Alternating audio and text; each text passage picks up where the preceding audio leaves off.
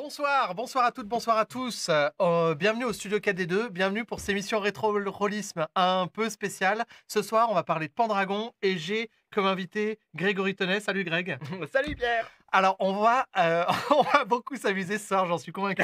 On va vous parler, on va vous parler d'un jeu qui est génial, qui est d'actualité. Pendragon, c'est un jeu qui est actuellement en financement participatif sur la plateforme Game on Tabletop pour le studio Dead Crow, mais ce soir, on va parler spécifiquement de la 3e édition. Là, je crois, Greg, corrige-moi si je me trompe, c'est la 6e, 7e édition qui est actuellement en Je financement. crois que c'est la 6e. La 6e édition en financement, alors c'est un travail de refonte complet. D'après ce que j'ai compris, c'est la version que Greg Stafford aurait voulu. Donc c'est un peu une sorte de version définitive. C'est peut-être pas la dernière, mais en tout cas, c'est c'est la version originale augmentée. Donc aujourd'hui, on va pas parler de ça. On vous laisse aller découvrir ça sur la page du financement. On va parler de Pendragon 3e édition et on va surtout débattre du fait est-ce que c'est possible dans le monde post-Camelot de jouer à un jeu sur la matière de Bretagne. Donc, Oui. merci beaucoup. Bonne soirée. Non, mais alors voilà, déjà pour présenter mon invité, Greg, merci d'être avec moi ce soir. Je t'ai invité parce que déjà on s'entend bien et que je suis sûr que l'émission va être drôle les deux. Mais je t'ai surtout invité parce que tu es titulaire d'un master en lettres et en français moderne. Et donc, tu as rédigé ton mémoire sur la matière de Bretagne. Oui, sur les transpositions ludiques de la matière de Bretagne. Donc, j'ai en effet utilisé Pendragon dans mon corpus, mais aussi d'autres jeux de rôle arthuriens, pseudo-arthuriens, des livres-jeux, des livres dont vous êtes le héros. Ça fait, ouais, quoi, 6 ans, 6 ans peut-être que j'avais fait ce mémoire. Donc, le fait que Pierre m'invite, c'est vraiment l'occasion de m'y replonger. Ça me fait très plaisir. Et je crois que c'est surtout la suite d'une partie de Pendragon. On s'est mis on s'est téléphoné, on s'est mis à parler et on était putain, mais c'est trop bien ce qu'on Mais oui. raconte.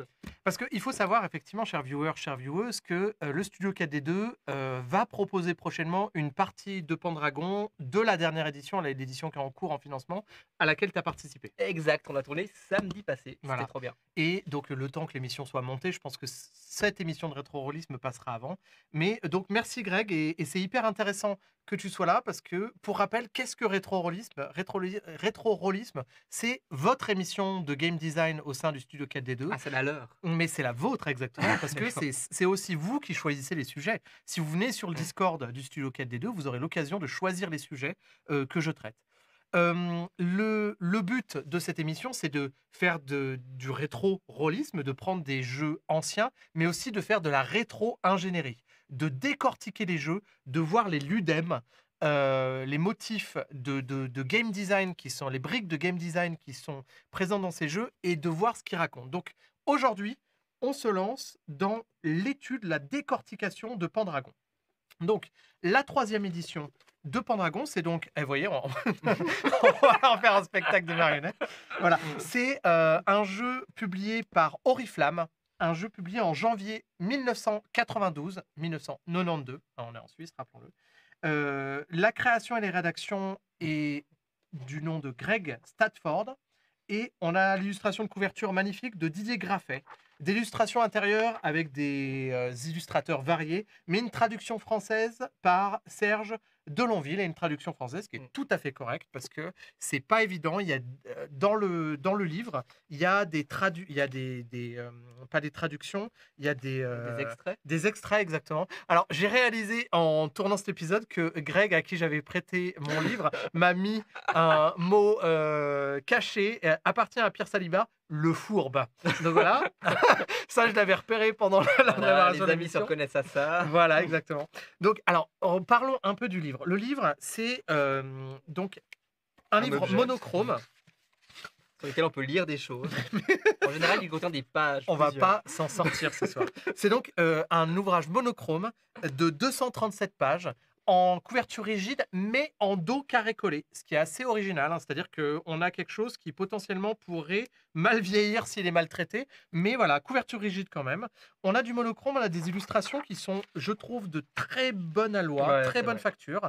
Notamment, j'adore en fait le fait que dans ces illustrations, il y a parfois, alors on voit pas bien à l'écran, il y a des écussons héraldique des personnages de la matière de Bretagne. Donc là, évidemment, alors Pendragon, si vous connaissez pas, c'est le jeu de rôle le jeu de rôle arthurien, le jeu de rôle des aventures du roi Arthur, de Lancelot, des chevaliers de la table ronde. Euh, Évidemment, Pendragon, c'est le nom. Alors si vous ignorez ça, il faut absolument vous renseigner. Pendragon, c'est le nom de famille d'Arthur. Arthur Pendragon, qui est Uther Pendragon, qui était le père d'Arthur. On a donc un lien étroit entre ce jeu de rôle et de nombreux ouvrages et nombreux médias existants. La matière de Bretagne, c'est quelque chose de vaste, quelque chose qui a commencé au XIIe siècle par Malory. C'est lui le premier à avoir développé la matière de Bretagne. Non, il y avait un Geoffroy, je pense, avant. Mais de toute façon, le concept d'auteur dans la matière de Bretagne, c'est un truc qui est très flou. Il n'y avait pas du tout cette fierté de dire c'est moi qui l'ai écrit. On peut parler Donc d'un corpus, en fait. Ouais. C'est vraiment la matière. Si on parle de matière de Bretagne, c'est qu'il y a vraiment quelque chose avec lequel on peut travailler, quoi, et avec lequel il y a beaucoup de gens qui ont travaillé. Le jeu de rôle Pendragon est très très clair avec ça, c'est-à-dire que il cite ses sources. Parce que la matière de Bretagne est tellement vaste qu'il a fallu faire des choix. Et l'auteur, Greg Stratford, a dit OK, la première source, c'est l'auteur Malory. L'œuvre de Malory, La mort du roi, La mort, le roi Arthur, qui est l'ouvrage fondamental dont s'est inspiré le jeu de rôle. Mais il y a aussi Chrétien de Troyes, qui est le père de la littérature arthurienne, en tout cas dans la francophonie. Après, on peut citer plein d'autres choses, plein d'auteurs gallois, des contemporains. En francophonie, moi, de ce que je connais, il y a L'Enchanteur de Barjavel, Les Brumes d'Avalon de Marion Zimmer Bradley. Est-ce que tu verrais d'autres ouvrages à conseiller si on veut un peu s'approprier la matière de Bretagne? Moi, je recommande beaucoup, en fait, pas vraiment en tant qu'autrice, mais plus en tant que commentatrice, les ouvrages d'Emmanuel Baumgartner, qui sert d'excellent accompagnement ou d'axe de lecture pour les différents romans de Chrétien de Troyes. D'ailleurs, elle a aussi écrit la préface de ça. Et puis, Alors ça, vu que les viewers, peut-être, on Ah oui, aura pardon. l'occasion de zoomer, c'est La mort du roi Arthur par Malory. C'est ça. Oui, je crois. Donc, Emmanuel Baumgartner a écrit la préface de ça, Tout d'accord. à fait. Puis elle fait des livres justement pour aider à la lecture des romans de Chrétien de Troyes. Puis après, les romans de Chrétien de Troyes en eux-mêmes, ils sont très accessibles, dans le sens que dans les éditions que vous trouvez, enfin, il y a l'ancien français d'un côté et le français moderne de l'autre, et ça reste très plaisant à lire. Alors, il y a les livres, mais la matière de Bretagne aussi, c'est ça qui est riche, c'est qu'il y a énormément de films. Moi, j'ai en tête Excalibur de John Borman, il y a la série Camelot, évidemment. Il y a énormément de choses qui peuvent être faites, qui peuvent être pris comme source d'inspiration.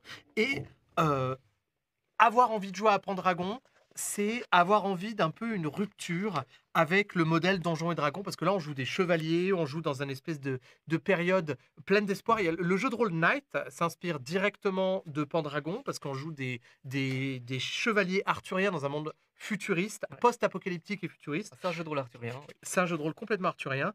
Il y a quelque chose de très présent aussi, qui est empreint de mythologie chrétienne dans la matière de Bretagne, mais pas que. Il y a aussi des BD, énormément de BD. Il y en a qui virent du côté ridicule, il y en a qui virent du côté un peu histoire celtique. Mhm. Mais voilà. Donc, alors, revenons un peu au livre. Donc, le jeu de rôle Pendragon, comme je vous disais, ouvrage monochrome, de nombreuses illustrations et des écussons des personnages de la matière de Bretagne. Je peux me permettre d'interrompre sur ce Vas-y. point-là, parce que, on a chacun notre ouvrage, Ouais. et le mien, je l'ai trouvé en brocante. La jalousie.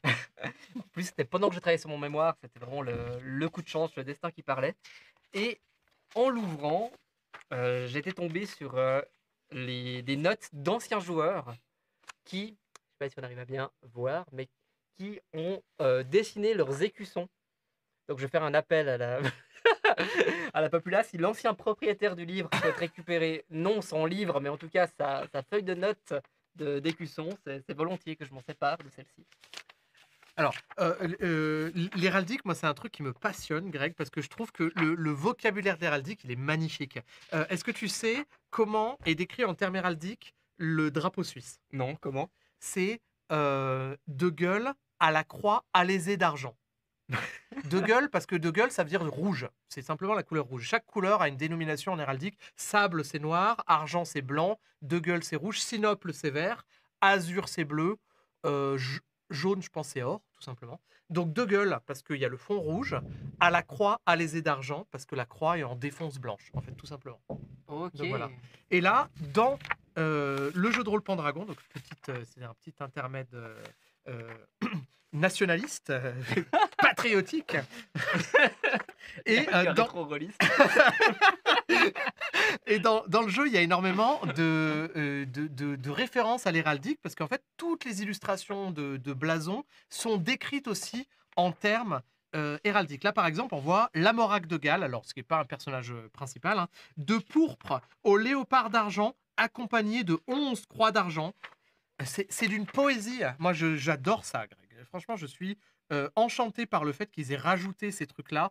Alors, j'aimerais vous. Lancelot du Lac. Voilà, l'héraldique de Lancelot du Lac, d'argent à 3 bandes de gueule. Alors, c'est pas très joli, là, parce qu'il y a le mot de gueule, mais en réalité, ça décrit. C'est une manière très, Donc très c'est en noir et précise. blanc dans le livre. Donc, Non, mais alors, c'est ça qui est aussi un peu pénible. C'est qu'effectivement, on aimerait voir les choses en couleur et le jeu en noir et blanc. Sénéchal que d'azur à 2 clés d'argent. Alors, par contre, ma question, c'est. Ah, puis en parenthèse, ils indiquent la version bleu à 2 clés compréhensible. blanches, ouais, de la version compensée. Alors par contre, d'où viennent leurs sources? C'est ça que je me pose la question, d'où viennent leurs sources? Enfin, je me demande si en termes de jeu, parce qu'en plus, pour Dragon, il y a la compétence héraldique. Tout à fait.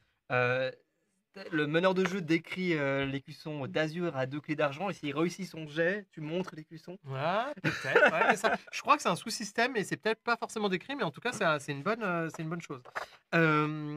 En tout cas, ça serait cool de savoir où ils ont trouvé ces choses héraldiques. Peut-être c'est dans Mallory qu'il les décrit avec précision, on ne sait pas. Là, vous voyez les deux en train de feuilleter notre livre, c'est ridicule. Alors, parlons un peu du jeu, parce que là, on tourne autour de la matière de Bretagne et on va y revenir, mais moi, on est ici pour parler du jeu et parler des briques de game design, avant tout.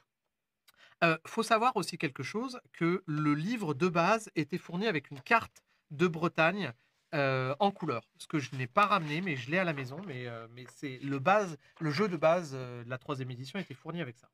Le système de jeu, c'est ça qui nous intéresse en priorité. On ne va pas parler que ça, mais c'est important de parler de ça. Le système de jeu, donc c'est un système D20. On a une panoplie de caractéristiques héraldiques, mais aussi joutes, un milliard d'autres petites compétences qui sont toutes aussi utiles les unes que les autres quand on est un chevalier.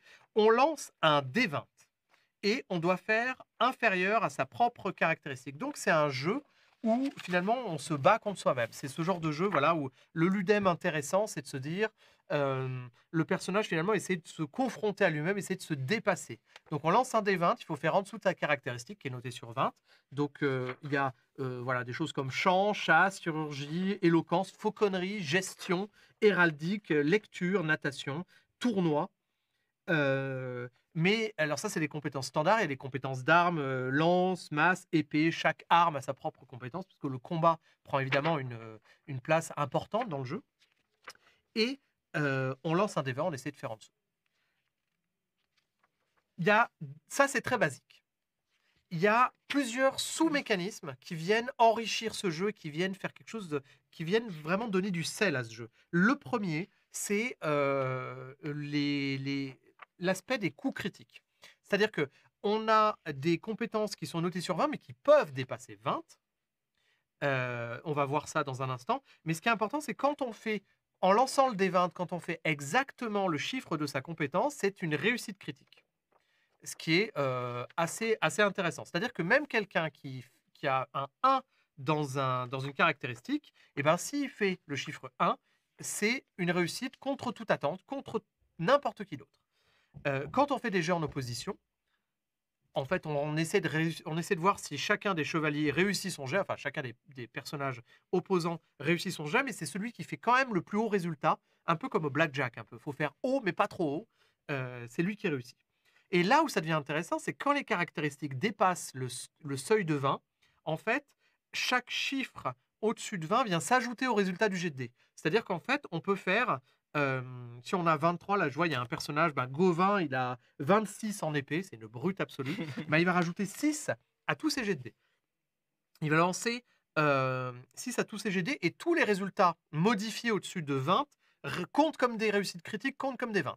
C'est-à-dire que au lieu d'avoir euh, une seule possibilité, une chance sur 20 de faire une réussite critique, Gauvin, il aura 14, 15, 16, 17, 18, 19 et 20. Il aura 7 chances sur 20 de faire une réussite critique. Ce qui est assez intéressant parce que quand on fait un 20 naturel, c'est une catastrophe. Et donc, les personnages qui ont dépassé le seuil de l'héroïsme, en fait, c'est ça dont il s'agit, les personnages qui ont dépassé ce seuil de 20, eh ben, ne sont plus sujets aux catastrophes, mais ils ont des chances accrues de faire des réussites critiques. Donc, on a vraiment quelque chose d'héroïque. Quand on dépasse ce seuil de 20, là, les personnages deviennent énormes, grandiloquents.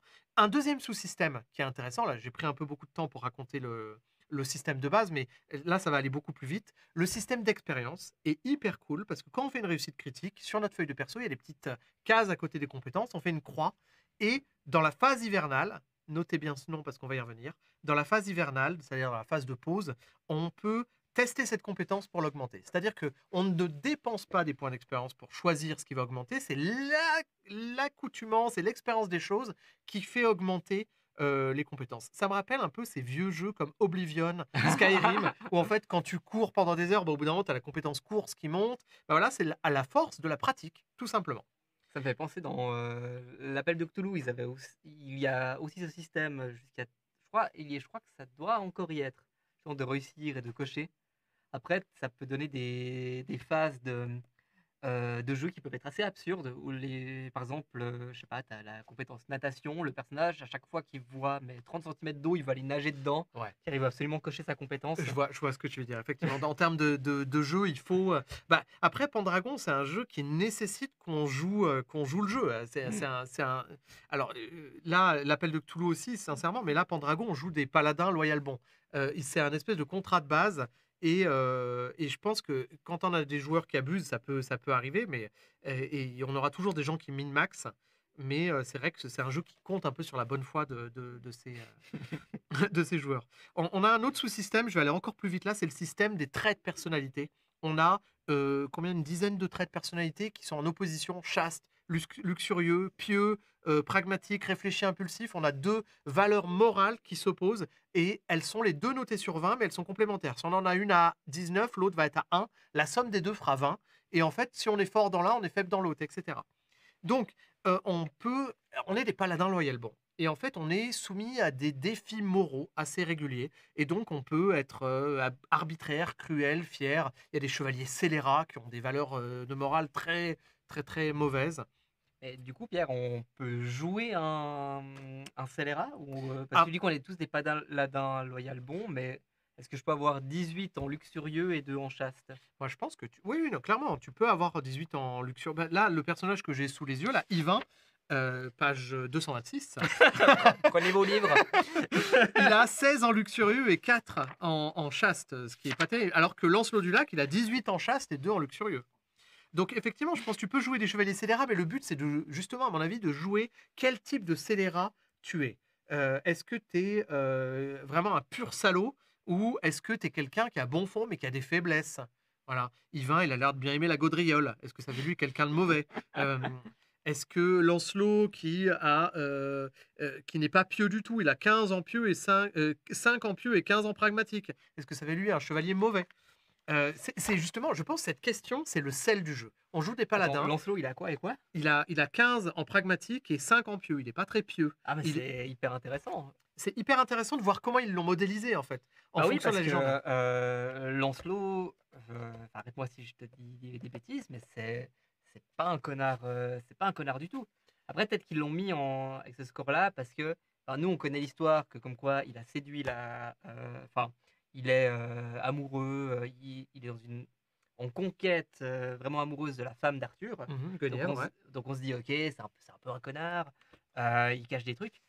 Mais en réalité, c'était cette type de conquête amoureuse-là était monstre bien vu dans la littérature arthurienne. C'était vraiment le fil à mort.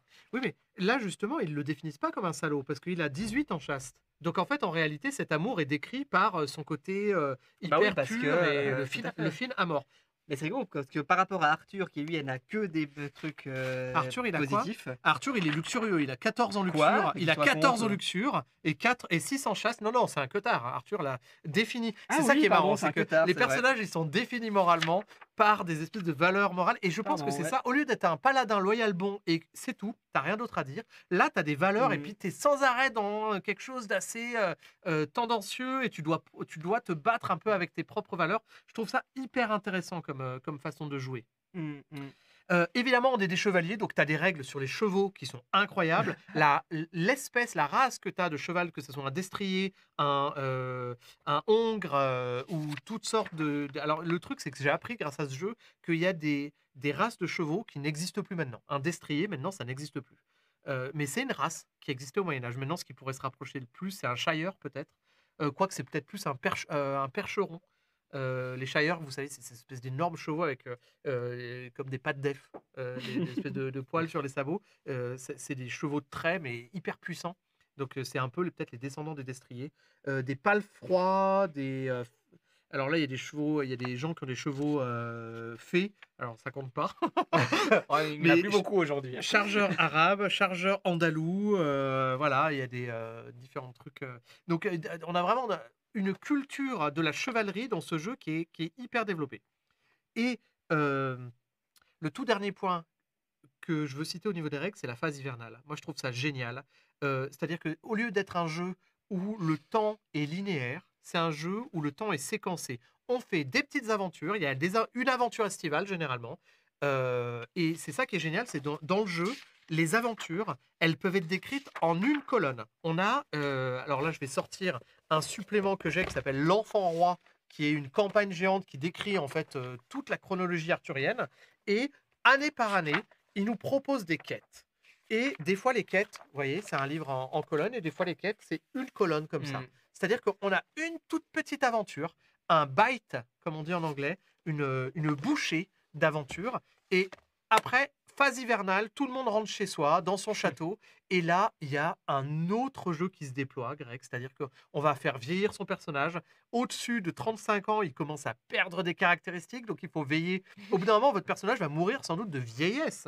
Il faut veiller à sa descendance. Donc, il faut qu'il se marie, qu'il ait un enfant, que l'enfant ne meure pas. Il y a des tables pour gérer tout ça dans la phase hivernale. Ton enfant, il peut mourir si tu es trop pauvre et que tu n'as pas un train de vie suffisant pour lui assurer une bonne santé.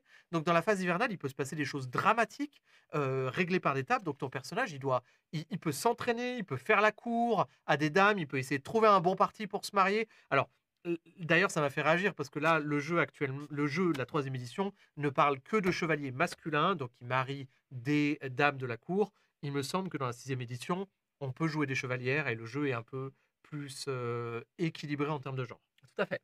Alors, voilà, donc là, on parle de la troisième édition qui était en 92, qui n'avait pas cette approche-là beaucoup plus moderne.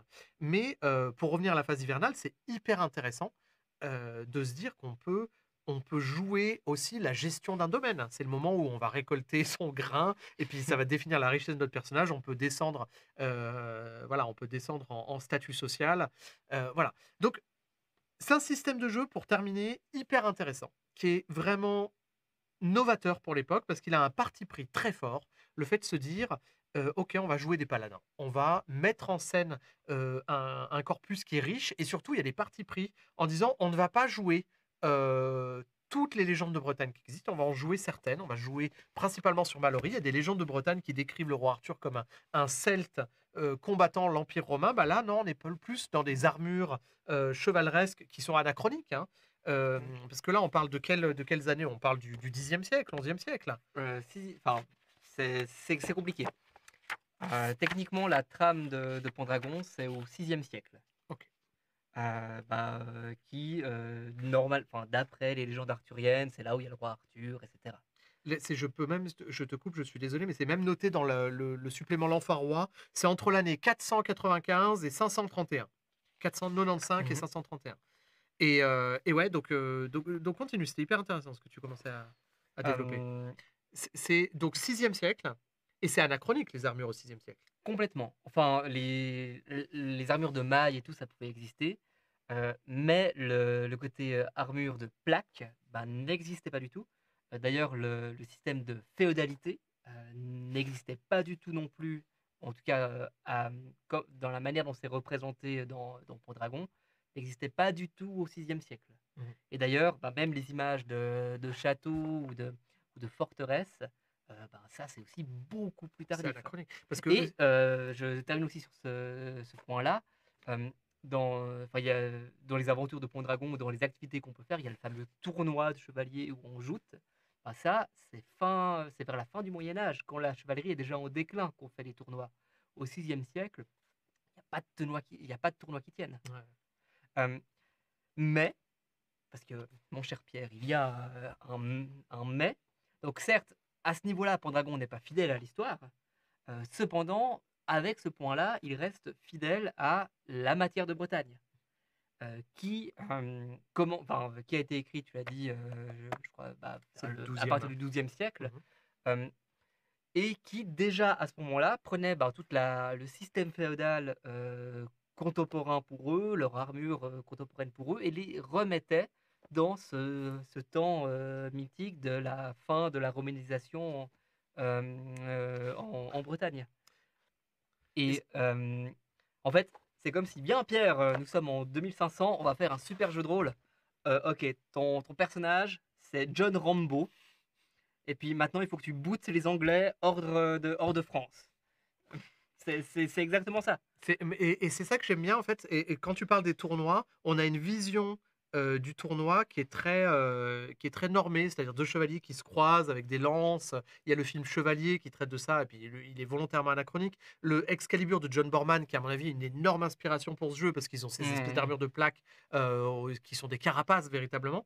Il prend aussi cette idée des tournois, mais j'ai souvenir d'une conférence qu'on a assisté ensemble, à laquelle on a assisté ensemble, qui parle justement des tournois comme une espèce de revisitation d'événements historiques. Donc, remettons le contexte. On a vu cette conférence, c'était pour le.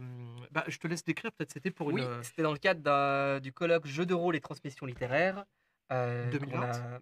a 2021, je C'était juste crois. avant le Covid, je crois. Juste avant le Covid, dernier Ouais. colloque de l'UNIL avant le Covid. Ouais. Et puis on a eu la chance d'avoir Géraldine Toniotti qui est venue nous présenter justement cet aspect-là. Et puis, C'est visible sur YouTube. tout à fait, Donc, redis le nom pour les gens. Géraldine Toniotti, Très bien. je crois. Et bref, si vous tapez jeux de rôle et transmission littéraire sur YouTube, vous trouvez toute la playlist des conférences. Et puis, euh, je te corrige peut-être un tout petit peu, parce Mhm. que sa conférence portait vraiment sur le fait que lors de ces tournois, certes, des jeux de rôle avaient lieu, mais pas uniquement, ou pas seulement, je ne sais pas, sur des événements historiques, mais aussi sur des événements appartenant à la matière de Bretagne, ou des tropes, des clichés Mhm.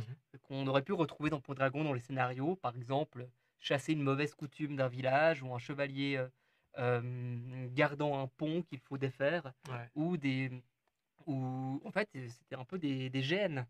On retrouve, j'ai la sensation qu'on retrouve un peu des choses de la gladiature en fait. C'est-à-dire que c'est une remise en scène de certains tropes justement. Dans la gladiature, les panoplies de gladiateurs font référence à des peuples conquis, et donc on reproduit les combats des Gaulois contre les Thraces, des Gaulois contre les Romains. On a une sorte de symbolisation des combats qui sont sur scène, donc c'est du sport, mais du sport thématique. Et là, les joutes tel que le décrivait Géraldine, c'était aussi des sports thématiques. Le chevalier qui garde le pont, qui garde un portail, c'est comme tu dis, un espèce de GN, mais il y a une espèce de thème derrière. On revisite les légendes du passé, en fait. C'est Ouais, ça. tout à fait.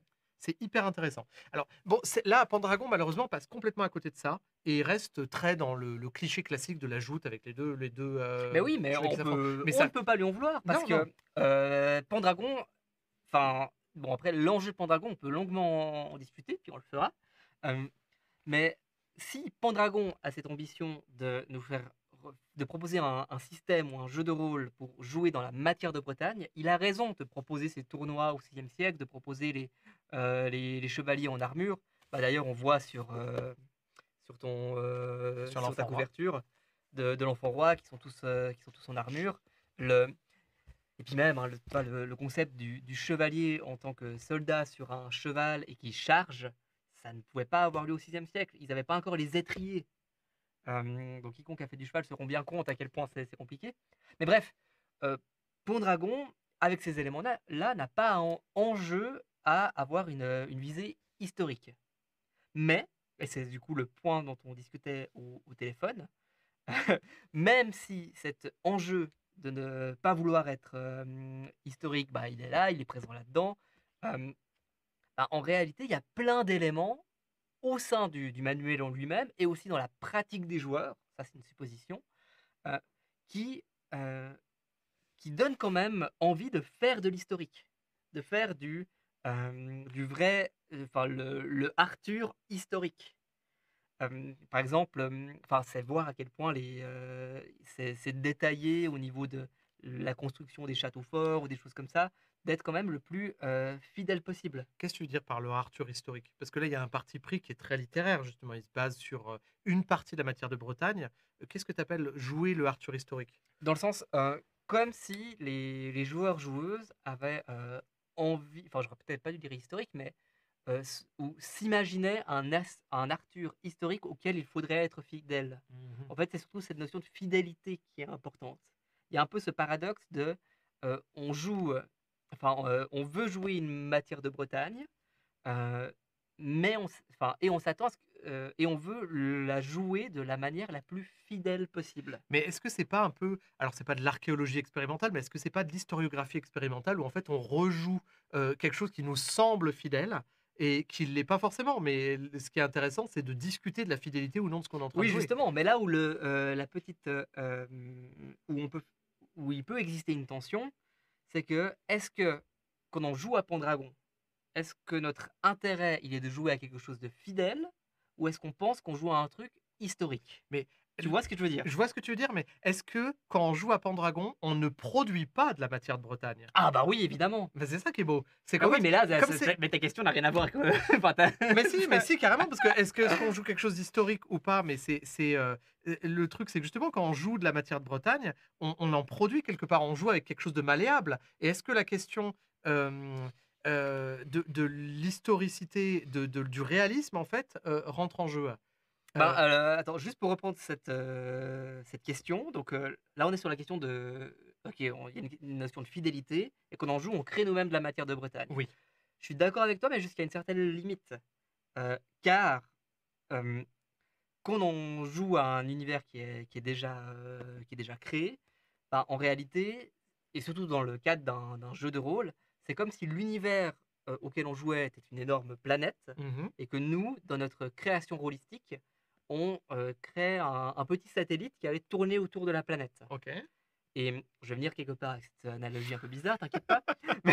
Mais ça veut dire que ce petit satellite que nous créons est toujours dépendant de la planète. Oui. Il va pas pouvoir s'en extraire. Et un théoricien de la fiction, c'est Saint-Gelais, qui parle justement de ça, c'est un peu de ces constellations de fiction, si tu veux. Et il va pas non plus pouvoir servir de canon pour d'autres aventures qui auront lieu sur la matière de Bretagne. Et ça, c'est opposé à la matière de Bretagne comme elle a été produite euh, pendant le Moyen Âge, où là, bah, tout était un petit peu en patchwork et non en planète. Et puis on créait, on rajoutait, on rajoutait. Ok. Mais les joueurs enfin, toujours, enfin, et d'ailleurs, paradoxalement, ton propos vient appuyer ce que je dis, car quand tu affirmes nous créons notre matière de Bretagne d'un point de vue quelque peu provocateur, dans le fond, certes, tu as raison, mais en réalité, je pense que la plupart des personnes qui jouent n'ont pas cette prétention de dire voilà, la partie qu'on est en train d'avoir, elle a la même valeur que les récits de Chrétien de Troyes. Non, mais je comprends ce que tu veux dire. Mais ça veut dire qu'en réalité, la matière de Bretagne, ça a été quelque chose de malléable. Et à une époque, ça a été réapproprié plusieurs fois. Et Puis puis, on peut maintenant, ça s'est considérer que peut-être c'est figé. encapsulé. Puis Oui. encore, hein, après tu me diras, il y a Excalibur qui vient quelque part. Camelot a complètement Bah oui, revisité la c'est matière de vrai. Bretagne. D'ailleurs, je pense que de nombreuses tables de Pendragon ont dû presque mettre un tabou sur Camelot. Mais complètement. Mais oui. D'ailleurs, vous, quand vous avez joué, ça faisait partie du contrat social quand vous avez joué la partie de Ouais, on Pendragon s'est dit qu'on samedi évitait les dernier. références à Camelot. Ouais, je pense que c'est indispensable. Même Parce si qu'en ça a fait réalité, beaucoup de bien, enfin même si Camelot a fait beaucoup de bien en matière de Bretagne. Et puis complètement. Alexandre Astier enfin c'est de quoi il parle avec Camelot évidemment. Mais après, bon, là, on dévie un peu, mais c'est vrai que moi je trouve que personnellement, Camelot est trop comique pour jouer à Pendragon tel qu'il a été pensé, et puis tel que. Ah, encore. Bon, bref. Il y a quelque chose de dramatique dans Ouais. Kaamelott, mais il y a trop de running gag, et puis Ah, on peut pas juste jouer sur des c'est trop rentré dans la culture populaire. On peut pas jouer que sur des répliques de Caradoc ou de choses comme ça. non, c'est Ça vrai. tuerait le récit, je pense. Après, je serai provocateur à mon tour en te disant que je suis sûr que la plupart des parties de Pendragon ressemblent, enfin même avant Camelot, ressemblent plus à du Camelot.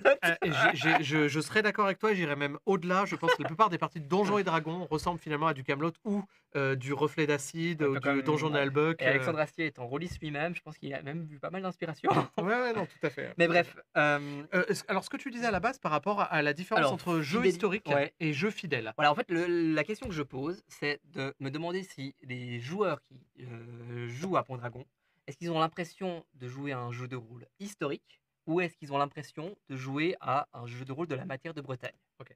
Je comprends ce que tu veux dire par le fait que quand je suis intervenu, je divergeais complètement. C'est-à-dire, par historique, tu veux dire quelque chose où, quelque part, le surnaturel n'existe pas. Ou s'il existe, qu'il existe de manière un peu fantastique. Comme c'est, Exactement. en gros, est-ce qu'il joue à. La comparaison peut se tenir. Est-ce qu'il joue à Pendragon comme on jouerait à l'appel de Cthulhu? Exactement. C'est-à-dire, la différence entre fantastique et fantasy, on le rappelle, dans le fantastique, on joue dans un univers, je dirais, vraisemblable, où le surnaturel et le merveilleux arrivent par surprise. Alors que Ouais. dans un monde fantasy, le surnaturel fait partie du quotidien. Tu prends le café avec le surnaturel, ouais. Exactement. Et là, la question que tu poses, c'est Pendragon, dans quel cadre se situe-t-il? Parce que ça, c'est pas Mm. précisé. La magie existe, mais il n'y a pas de règle de magie. Les faits Ouais. existent, mais c'est plus ou moins du Mais je crois qu'il y a, légendaire. il y a un truc un peu en mode. Enfin, je pense que j'arriverai jamais à retrouver la page, mais peut-être que je l'ai souligné, où il y a un peu cette. Après, toi, dans la littérature médiévale, évidemment, la magie existe, mais.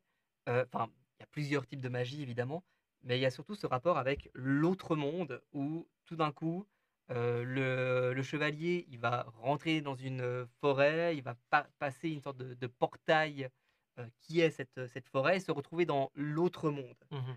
Et donc, il y a quand même une distinction entre le monde civilisé, machin, où il y a pas, on prend pas le thé avec un dragon, et cet autre monde peut se passer le merveilleux, où il y a le château magique, etc.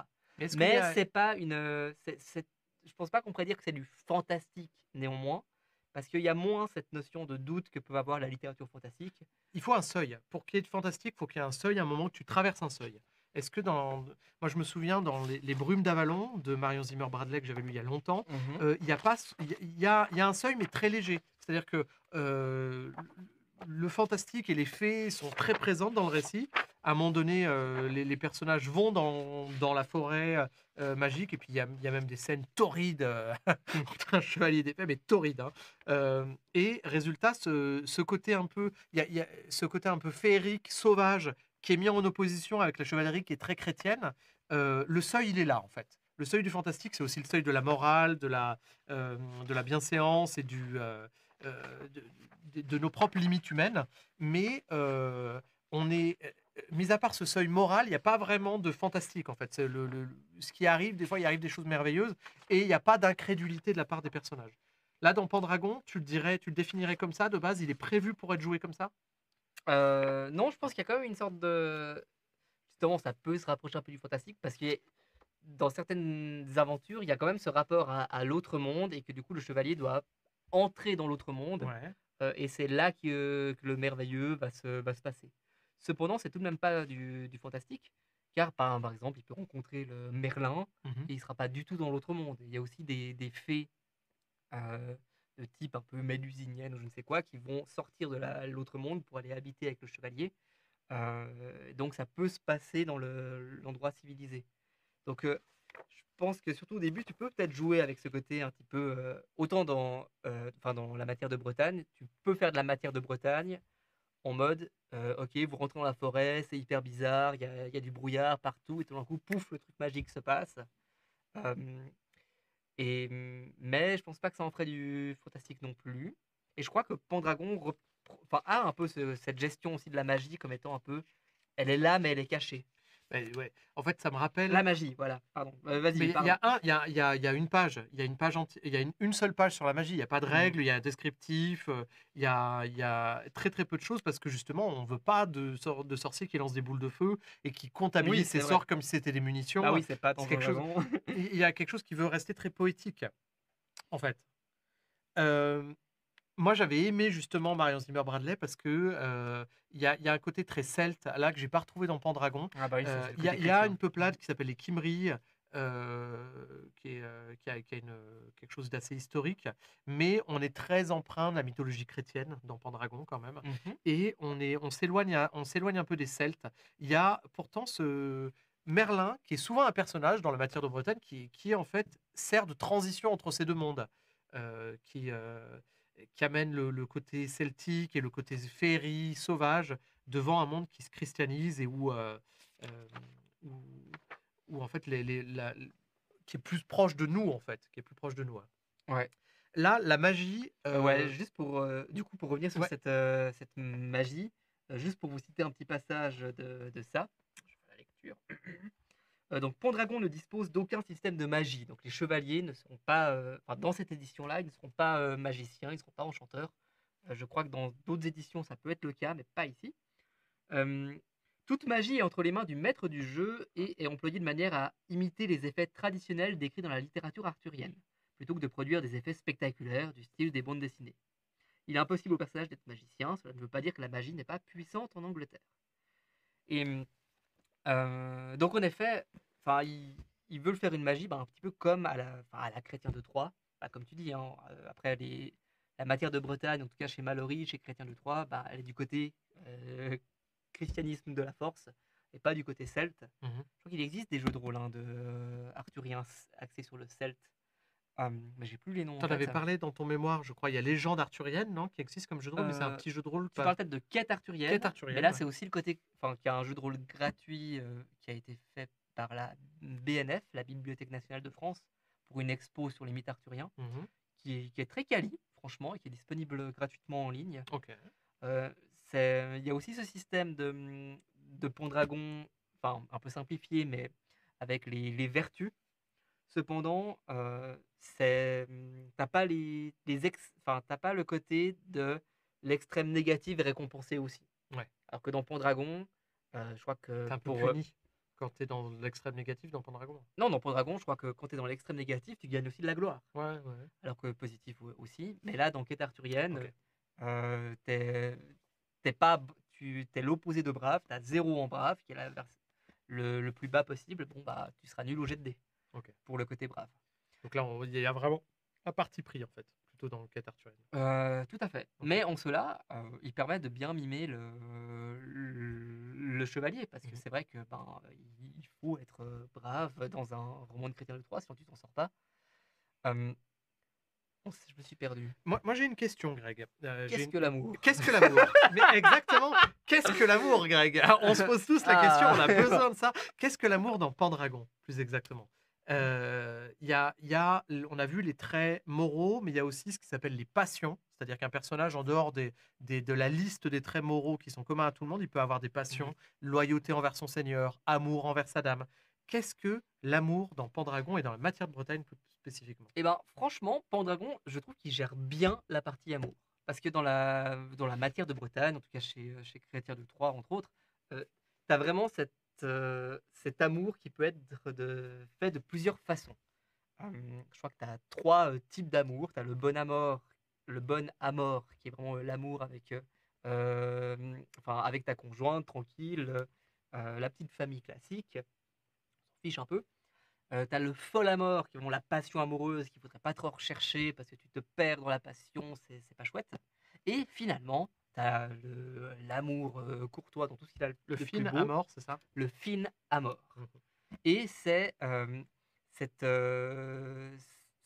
quête de l'amour d'un personnage, enfin d'une femme, évidemment, on est dans la littérature arthurienne, euh, qui a un rang social plus élevé que toi Ok. et que tu vas courtiser. Et il y a souvent une notion d'interdit, à savoir que la femme que tu as courtisée, elle est déjà la femme d'un autre chevalier. Ah bah, typiquement, Lancelot du Lac et C'est Guenièvre, vraiment c'est vraiment cet l'archétype. exemple. Ouais. Et d'ailleurs, dans le Chevalier de la Charrette, qui est le roman de Chrétien de Troyes qui évoque Lancelot, Mhm. la reine Guenièvre est kidnappée, puis il doit faire toute une série de prouesses pour tenter de la voir. Et des fois, des prouesses, et ce système de jeu est aussi présent dans Pendragon, où va devoir aller à l'encontre de son honneur de chevalier Mhm. pour l'amour qu'il porte à la reine. il y a justement une scène où il doit monter dans une charrette tirée par un nain absolument laid. Les nains, surtout s'ils sont laids, c'est-à-dire qu'ils sont méchants. Ok. On n'est pas dans un Disney, on est dans Chrétien de Troyes, mais c'est un peu la même chose. Euh, et, euh, et du coup, en faisant ça, c'était vraiment déshonorant pour un chevalier, mais il choisit de le faire, dilemme, parce que, bon, en fait, il y a il avait cette passion du Finamore, ou cette passion pour... enfin, passion là en termes pendragonesques, hein, Ouais, ouais. pas la passion du Folamore. Bref. euh, il y a eu du coup aussi de traverser un pont qui est en fait une épée, bon, Donc, tout un petit chenille. pour revenir justement sur la question Et initiale, attends, le Finamore. Ouais, ouais, termine, je, termine. je reviens, je me suis retrouvé. Et en fait, Pendragon, il est assez bon là-dessus parce que dans ses compétences, en fait, il fait cette distinction entre ce Finamore Ouais. et un autre amour qui peut être juste de la séduction. Bah, c'est pour ça que dans les compétences, tu as une distinction entre la romance, Mhm. qui te permet de chercher le Finamore, et la séduction, qui est là juste, allez hop, on dragouille, on va dans les foins ou je ne sais quoi, et qui n'est pas juste de la séduction sociale pour convaincre, hein, Ouais. c'est vraiment de la drague. Et le fait d'avoir ça dans les compétences, bon, ça montre que les auteurs sont quand même bien renseignés sur ce qu'est la matière de Bretagne et qu'il y a une volonté de le remettre dans le jeu, dans le système de jeu, pour que le système de jeu puisse raconter une histoire fidèle à cette matière de Bretagne. Ça serait intéressant de voir si dans les éditions suivantes, là je ne sais plus, ils l'ont gardé, si ça a évolué, si ça c'est pas. Parce que après, il peut y avoir la possibilité que dans Pendragon c'est comme ça, dans le livre, mais que dans les parties, en réalité, les joueurs, ben, ils distinguaient peut-être pas romance de séduction. Et ça transforme ça en compétence fantôme. Et du coup, enfin, Bingo.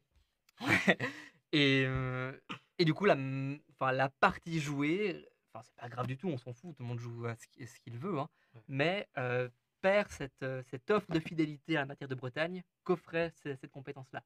J'ai relu tout à l'heure le chapitre justement sur la mort, le Finamore, et j'aime bien comment ils le décrivent parce que justement, euh, à nos yeux contemporains, ça peut paraître un peu obscur. Et comme tu l'as bien décrit, c'est des choses qui sont très normées socialement. Et dans le livre Pendragon, Enfin, ils dans la disent, matière dans la matière de Bretagne, hein. oui, oui, Enfin, dans mais, la littérature. mais dans le jeu Pendragon, c'est aussi très bien décrit parce qu'en fait, ils font aussi la distinction entre ces différents types d'amour. Et ils disent aussi, et je pense que c'est très important de le noter, que l'amour tel qu'il est conçu de manière un peu moderne est né au XIIe siècle sous la plume de certains auteurs comme Mallory, et il y a une espèce d'engouement pour ce sentiment qui, pour la première fois de l'histoire littéraire, est vu comme étant quelque chose de noble. C'est-à-dire que l'amour existe dans les mythologies depuis longtemps. Zeus, il ken tout ce qui passe, Ça de l'amour, déguisé ouais. en n'importe quel animal possible et imaginable de la création, mais c'est pas de l'amour. Et c'est souvent vu comme quelque chose, comme une pulsion à laquelle il est soumis. Là, au XIIe siècle, il y a dans la littérature, là je n'invente rien, je cite ce que j'ai lu cet après-midi dans le jeu Pendragon, donc c'est aussi quelque chose d'assez pointu, hein. Euh, donc ils décrivent que ce sentiment d'amour comme une vertu, en fait, c'est assez nouveau au XIIe siècle, et pour provoquer un espèce de mode, un espèce de tout le monde veut en être, une espèce de hype autour de ce sentiment. Et là, dans Pendragon, on sent bien que les chevaliers, ben, il y a quelque chose d'à la fois de nouveau, mais de sincère, de vrai, de quelque chose qu'il faut rechercher. Sans Mhm. parler d'une mode, hein, je pense que ça serait déprécier le sentiment, mais il y a quelque chose d'assez authentique en fait. Et tu sens que le Finamore, justement, euh, le fait d'être amoureux de quelqu'un, et d'ailleurs c'est génial de voir la caractéristique des personnages principaux, de voir que Lancelot et Guenièvre, ils ont des scores en chaste hyper élevés. Le fait d'être amoureux de quelqu'un sans qu'il y ait aucune concrétisation de cet amour, eh ben c'est pas un problème dans la matière de Bretagne. Tu confirmes? Oui, oui. Merci beaucoup. Enfin, je crois, hein. Non, mais alors après, on pourrait parler. J'aurais d'autres questions pour toi. Après, Et qu'est-ce que l'amour? qu'est-ce que l'amour? Mais là, on est dépassé le cadre de cette émission. C'est rétro-réalisme. On est ici pour parler de game design. On va pas résoudre vos problèmes de cœur, chère Bleuze. Moi, j'ai envie de faire un parallèle, regarde, entre les Chevaliers de la Table Ronde et une table de jeu de rôle. Alors, Greg, est-ce qu'il y a un lien? Est-ce qu'il n'y a pas une mise en abîme de réunir des gens autour d'une table de jeu de rôle pour leur dire on va jouer les Chevaliers de la Table Ronde? Est-ce que c'est pas une mise en abîme? Et est-ce que le MJ, ça serait pas Merlin quelque part? C'est une question complètement à la con qui n'a aucune réponse plausible. Mais revenons sur la table. Le symbole de la table de jeu de rôle, là, justement, au studio 4D2, on a une superbe table en bois, en beau bois, en pierre d'Irlande. En pierre d'Irlande. On a le droit de citer Camelot là. Mais est-ce qu'il n'y a pas quelque chose, justement, dans le symbolisme de la mythologie arthurienne qu'on retrouve un peu dans le jeu de rôle là? Le compagnonnage, le fait d'être égal à la table, que chacun ait sa place, le droit à la parole. Est-ce que c'est important dans la matière de Bretagne, ça? Euh, Il y a une dimension sociale comme ça dans la matière de Bretagne, non? Il y a cette dimension dans enfin, ça fait partie de la quête des chevaliers de chasser les mauvaises coutumes. Et puis en effet, Arthur est vu comme étant un roi qui va enfin, chasser enfin, qui va redorer le blason ou l'écusson de son royaume. Après, pour revenir sur la table ronde, je suis pas tout à fait certain de ce que j'affirme, mais je suis pas certain qu'elle soit hyper présente dans les récits de chevalerie. Elle existe, certes, des chevaliers de la table ronde. Souvent, on voit la cour du roi. Des fois, le chevalier, enfin, c'est souvent, enfin, là, j'ai le conte du Graal en tête de Perceval qui arrive, qui voit tout le monde qui pleure parce qu'il y a un truc qui va pas, donc Perceval, il va résoudre le problème. Euh, C'est pas central dans le récit. mais c'est pas hyper central en réalité. Enfin, et du coup, c'est d'autant plus paradoxal d'en faire un jeu de rôle parce que bah, dans les romans de Chrétien de Troyes, bon, c'est ceux que je connais le mieux, ce qui est plutôt mis en avant, c'est cette notion de chevalier errant, Ok. de celui qui enfin, passe par une sorte de petite quête initiatique, enfin, surtout dans le cas de Perceval, qui a été isolé par sa mère en forêt. Il doit tout réapprendre ce que c'est ce qu'est la chevalerie. Euh, et du coup, il est un petit peu seul. Donc, quelque part, si tu veux faire une partie de jeu de rôle de Pendragon vraiment fidèle à la matière de Bretagne, bon voilà, t'as 5 joueurs, t'en as peut-être 4-2-3 à ta table. Ouais. Mais ça, ils le disent à un moment donné, il y a toute une partie qui est développée pour les aventures solo, et dans la phase hivernale, en théorie, chaque joueur devrait avoir une aventure solo. Donc effectivement, c'est intéressant.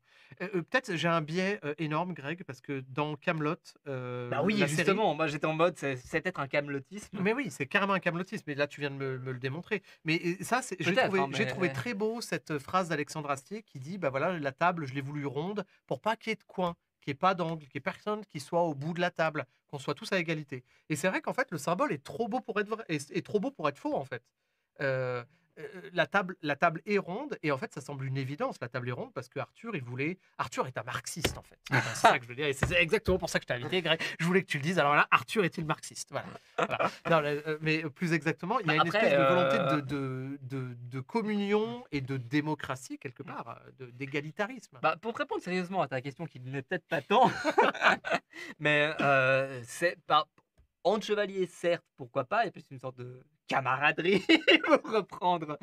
Mais après, il faut pas oublier que c'est un système féodal. Ouais, ouais. C'est-à-dire que, en gros, c'est comme si tu mettais une caméra sur Elon Musk et Jeff Bezos et Bill Gates. Et regardez, ils discutent les trois. Waouh, on est dans une belle démocratie. Il est en train de me traiter de facho, là. On peut réaliser ce qui est en train de se passer. Hein. Non, mais dans le Bon, sens- l'émission va se terminer beaucoup plus vite que prévu. Souvenez-vous Mais que dans une société médiévale, il y avait ces trois ordres, ceux qui prient, ceux qui combattent et ceux qui subissent, enfin ceux qui travaillent. Et chacun a des devoirs et des droits envers les autres. Et puis les chevaliers, ils font partie de la classe de ceux qui combattent. Et du coup, ils ont le devoir de protéger le petit peuple, l'orpheline et puis le veuf, etc. Bref, ils ont ce devoir-là pendant que les autres leur donnent à manger et une solde. Euh, donc, on se concentre vraiment sur cette tranche-là. Donc, on ne va pas dire qu'il n'y avait pas d'inégalité à cause de ça. Ouais. Et ce qui est d'autant plus intéressant, c'est que du coup, c'est compliqué de mettre une origine précise sur la chevalerie, mais il est fort à parier que en réalité, ce côté un petit peu noble de la chevalerie, enfin noble de caractère, en mode il faut protéger les faibles, il faut porter le secours à ceux qui ont besoin d'aide, il faut pas attaquer les prêtres, il faut pas attaquer les paysans.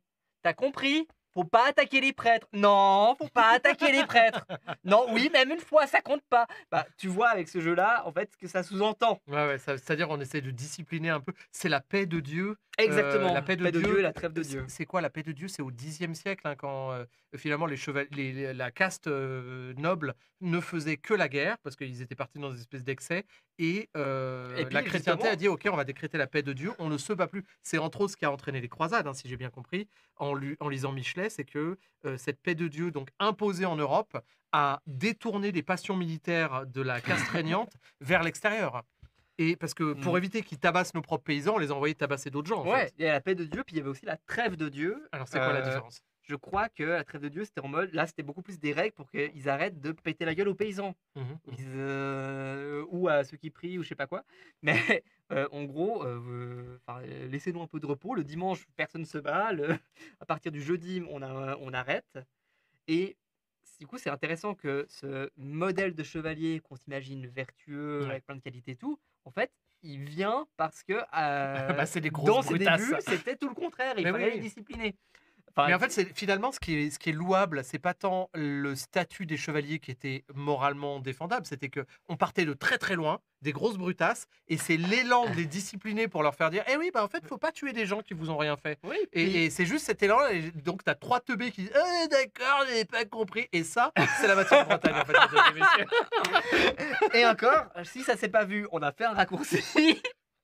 Parce que, en réalité, justement, ce fait de vous, les chevaliers, arrêtez de faire ça, bah, il ne pouvait pas dire vous, les chevaliers, parce que la caste chevalier n'existait pas.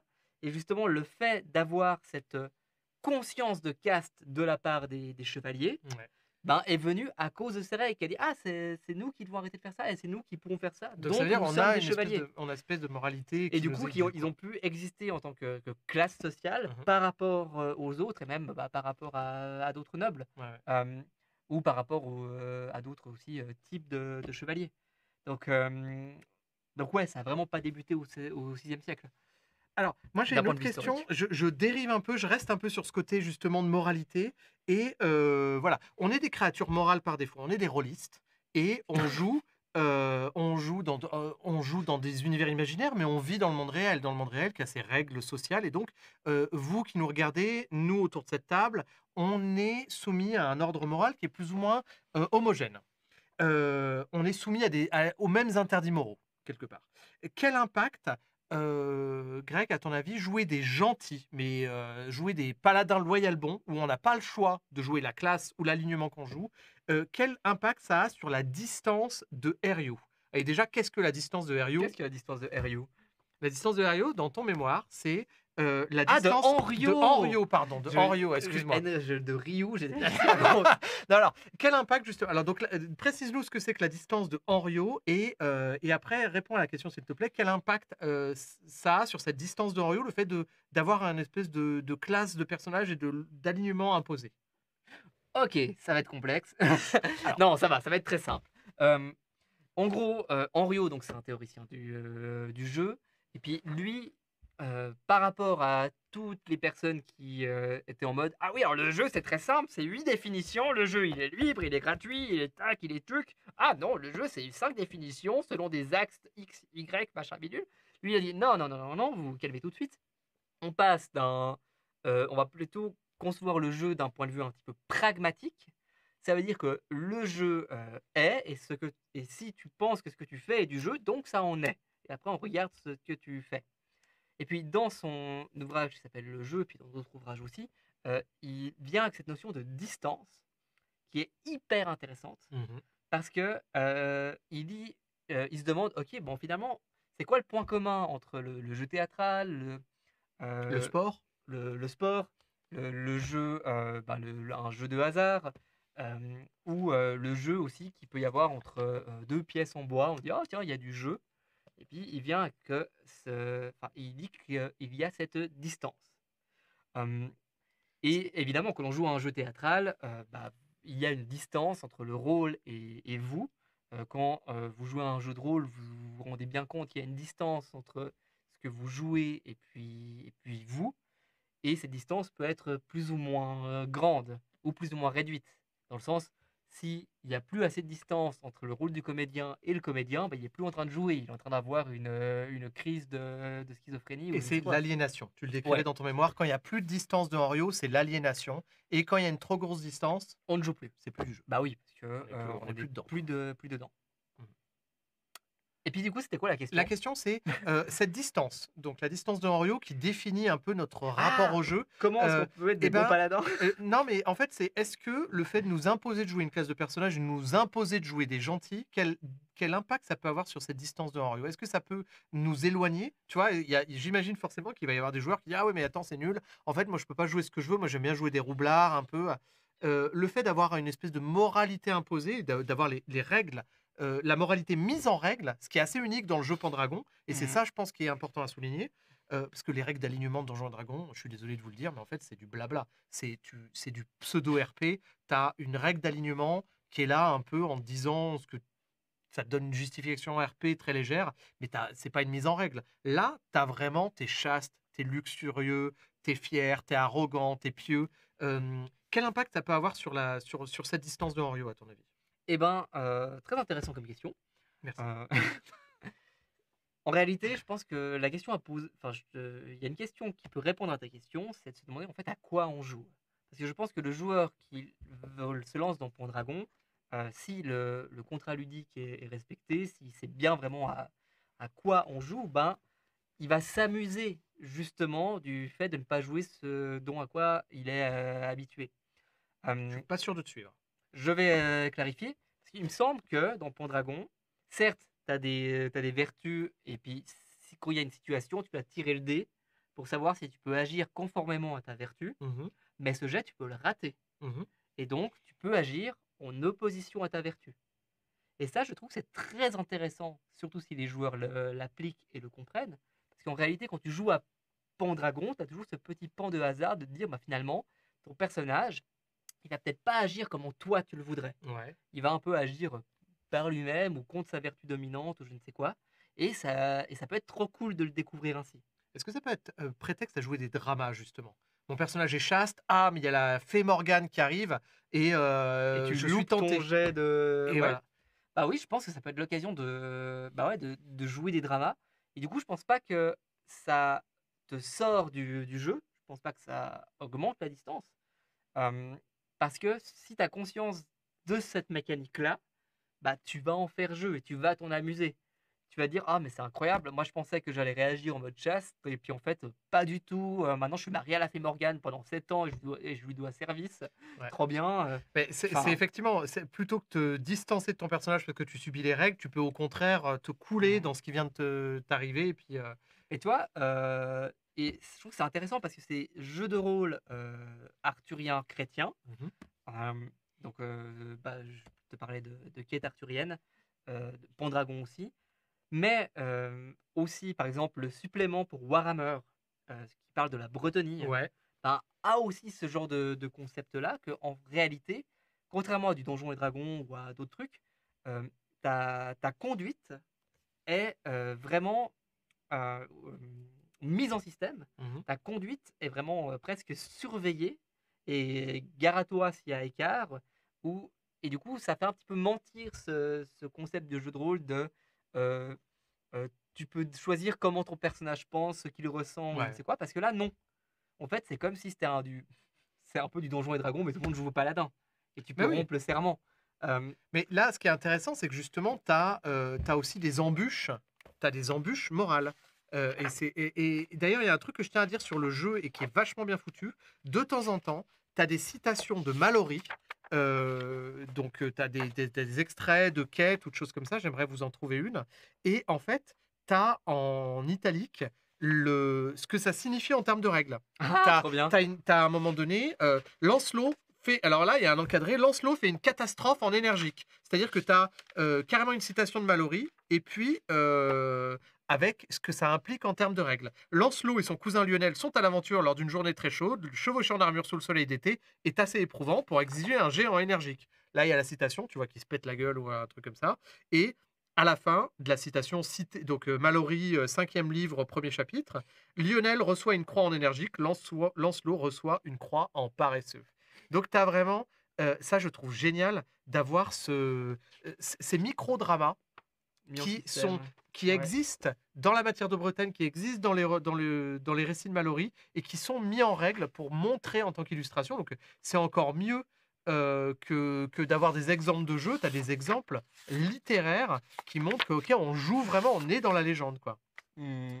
Là, tu as comparaison de gloire. Voilà, tu as, Ah ouais, un entre milliard Tristan, d'exemples. Tuer En plus, Jaconito. là, je Ouais. vous ai cité un truc sur finalement, il se met des croix, mais il y a aussi des moments où ils peuvent. Tu as vraiment des exemples de jeux où ils peuvent choper des drames intérieurs à leur personnage. Et puis, l'auteur a trouvé des exemples dans la matière de Bretagne, quoi. Donc voilà. Je ne sais pas où je voulais en venir avec ça, mis à part que ce jeu est génial. J'avais encore une dernière question par rapport à l'intercréativité. Bon, ça, on a déjà parlé, hein. Coralie David, dans sa thèse, parle de l'intercréativité. Et Mmh. moi, j'avais la sensation que la matière de Bretagne avait quand même une plasticité plus grande que les autres épopées. On en a parlé tout à l'heure. Toi, tu as l'impression que la matière de Bretagne, finalement, elle a eu une plasticité que maintenant, en fait, c'est quand on joue à Pendragon, on ne fait plus de la matière de Bretagne, on ne produit plus ça. Mais nous, quand on joue, c'est le cas. Mais quelqu'un qui créerait un nouveau jeu de rôle, est-ce que ça serait aussi le cas? Comment ça? Bah, Ah, quelqu'un qui crée un nouveau jeu de rôle arthurien? ah voilà, Est-ce exactement. qu'il est en train de refaire la matière de Bretagne? Exactement. Ben, c'est complexe comme question parce que ça dépend ce qu'il crée comme jeu de rôle. Est-ce qu'il crée un système qui met en système un nouvel univers? Est-ce qu'il est plus sur le récit, sur le world building? Après, n'importe qui peut créer de la matière de Bretagne comme tu l'as dit. Et j'ai l'impression que quand on joue à un jeu de rôle arthurien, bah, un des intérêts, c'est justement de retrouver cette fidélité et de s'y conformer. Enfin, d'ailleurs, même au sein de la table, on va tous réussir on va tous tendre à que la partie soit fidèle par rapport au canon auquel on s'impose. Si on est en train de jouer à Pendragon et que je me mets à récolter du salpêtre pour fabriquer une bombe, tu vas, ou pire encore, que je nomme mon chevalier Boba Fett, ça va peut-être créer des crispations autour de Ouais, la mais table. attends, c'est là où justement, et je pense que c'est un point central. Justement, tu disais tout à l'heure que la matière de Bretagne, c'est déjà anachronique de base. Et Ouais. parce que c'est déjà de l'auto-référencement. Chrétien de Troyes fait-il référence à Mallory? Est-ce que c'est pas une revisitation, une réactualisation? Knight, est-ce que ça fait pas partie de la matière de Bretagne aussi? Au même titre que Pendragon. Ben, ta question en cache plusieurs. Et puis, et pour te répondre de manière très courte, oui, bien sûr que oui, finalement, pourquoi pas. Euh, Après, dans les écrits du 12e, 13e, il y a aussi cet enjeu de mettre Enfin, eux, ils avaient cet enjeu de mettre leur société au sein de leur récit. Et quelque part, bah, nous, quand on joue à Pendragon, c'est un petit peu aussi ce qu'on fait, mais avec une étape en plus. Euh, le truc sur lequel je reviens cependant, c'est que en réalité, enfin, quand on joue à Pendragon, nous, en général, les joueurs, ce qu'ils souhaitent, c'est se plonger dans cette matière de Bretagne. Euh, et je pense que beaucoup de joueurs la pensent beaucoup plus opaque qu'elle ne l'est. Mhm. Alors que tu as raison, typiquement, bah, voilà, je vais mettre Dark Vador, et quelque part, ça pourrait presque être assez cohérent, mais bref, je C'est mets, presque arthurien, surtout Star c'est Wars, hein, vrai, quelque part. mais je mets Harry Potter à la cour du roi Arthur. Finalement, pourquoi pas? Mais en faisant ça, je n'aurais peut-être pas la sensation de faire du jeu de rôle arthurien. Ouais, ok. Tu vois ce que je veux dire? Ouais, je vois ce que tu On veux est dire. quand même un petit peu en spectateur par rapport à cette matière de Bretagne qui s'est créée Mhm. au XIIe Et siècle. qui, à l'époque, était peut-être un petit peu anachronique, mais les gens parlaient de leur propre époque. Alors que nous, on joue au chevalier. Nous, en gros, ça serait, ouais, bah toi, l'exemple que je t'ai pris avant, ça serait comme si on mettait, bah voilà, John Rambo chez Jeanne d'Arc. Ouais, ouais, ouais. Ou ça serait exactement ça, parce qu'il y a environ 500 ans de différence, et puis que du coup, on utiliserait ce récit pour utiliser nos propres problématiques. Euh, et je pense qu'en C'est fait, quoi les problématiques de Jeanne d'Arc actuellement? oui, on est problématiques, genre. Non, mais ben, je sais pas si on peut tenter de faire un exemple, mais je pense que tu ferais peut-être. Genre si. Ouais, c'est. Je sais pas, peut-être que tu. Je sais pas, tu essaies de reprendre ce qui se passe aux États-Unis avec les élections, et puis tu essaies de singer ça dans un Paris médiéval, par Ouais, ouais. exemple, avec des débats pour des élections. Mais Là, ça serait équivalent, ta mais réponse était hyper intéressante parce qu'en fait, effectivement, ma question était peut-être un peu trop imprécise parce qu'elle appelait trop de choses. Mais les deux choses que je retire de ta réponse, c'est que il faut bien prendre en compte la différence temporelle entre les récits de Bretagne à l'heure où ils sont écrits et l'époque à laquelle ils sont censés se passer, qui a 500 ans de différence, c'est énorme. C'est Jeanne d'Arc Rambaud, Mhm. c'est la même différence. Et aussi le fait que les gens utilisaient la matière de Bretagne pour raconter leur propre époque, alors que, en tout cas, quand on joue à Pendragon, oui, on met des enjeux modernes, mais souvent, en fait, on va surtout chercher à voyager dans le passé. Et Bah que, oui, ouais, exactement. là, on sort un peu de la matière de Bretagne. Et alors, D'ailleurs, sur ce point-là, bah, par exemple, ça, je crois que c'est Olivier Caïra qui en parle dans un article sur les normes d'anti-débordement au sein mhm, d'une partie. Si tu joues à Pendragon, personne ne va à la cour du roi Arthur lui trancher la tête mhm. au roi Arthur. Parce que il y a cet enjeu de on joue dans la matière de Bretagne, on n'est pas en train de Ouais, recréer la matière de Bretagne, on est en train de s'immerger dans cet univers-là. ouais. Et d'ailleurs, bah, je parlais de Warhammer, où quelque part, est-ce qu'on pourrait dire est-ce qu'il y a la matière de Bretagne au sein de Warhammer? Ben oui, avec la Bretonnie, c'est aussi une dame du lac, ou Mais je ils sais pas quoi. réinventent pas grand-chose, en fait.